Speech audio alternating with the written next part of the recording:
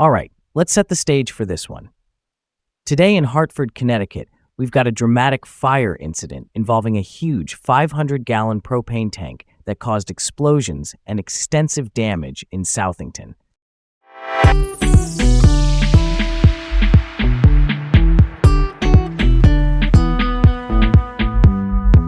I'm Leah. And I'm Garrett. Welcome to Laid Back Local, the news of the day with Leah and Garrett, right here in Hartford, Connecticut.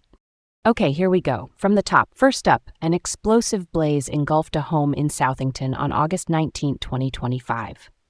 This fire involved a massive 500-gallon propane tank and resulted in several explosions. Firefighters from multiple departments responded, facing challenges due to the lack of nearby hydrants. They had to set up a complex water relay system to tackle the blaze. Thankfully, no injuries were reported. Honestly, the fact that there were no injuries is pretty impressive, right? But the lack of fire hydrants, that's something we really need to talk about.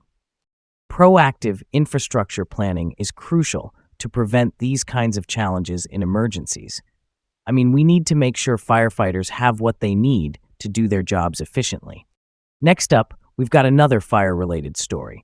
This time, a firefighter was injured in an early morning blaze at the Saybrook Fish House in Rocky Hill on August 21, 2025. The fire started in a utility room, triggering an alarm at 2:40 a.m. The building was unoccupied, and thanks to the rapid response, damage was minimized.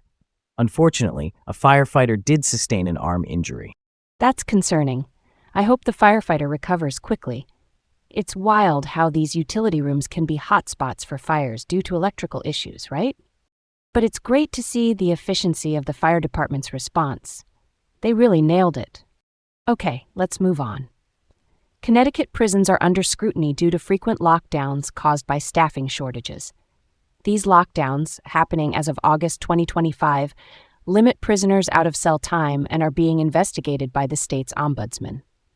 The PROTECT Act passed in 2022 was supposed to limit these lockdowns, but the shortages continue to affect operations. Advocates are demanding transparency and solutions. Yeah, the lack of transparency is a real problem. Lockdowns are supposed to be a last resort, but they're happening too often and impacting inmates' mental health. Better staffing and oversight are definitely needed. All right, on to the next. A Hartford man named Angel Benitez was sentenced to 3 years in federal prison for selling oxycodone and possessing a stolen firearm. This was on August 21, 2025. His arrest followed a DEA investigation involving controlled drug purchases back in 2024. It's a big deal because it highlights ongoing issues with prescription drug abuse and illegal firearm possession. Totally. We need stricter controls and community awareness to combat these crimes. It's about keeping our communities safe and informed. Real talk. And last up, let's shed some light on this. The Connecticut Technical Education and Career System, or CTEX, is facing scrutiny for discrimination against disabled students during the 2024-2025 school year. They were found to have disproportionately denied admission to students with disabilities. Now they're required to provide quarterly updates on their admissions. New leadership has implemented a blind lottery system to address these issues. That's so wild. Discrimination in education, it's just not acceptable.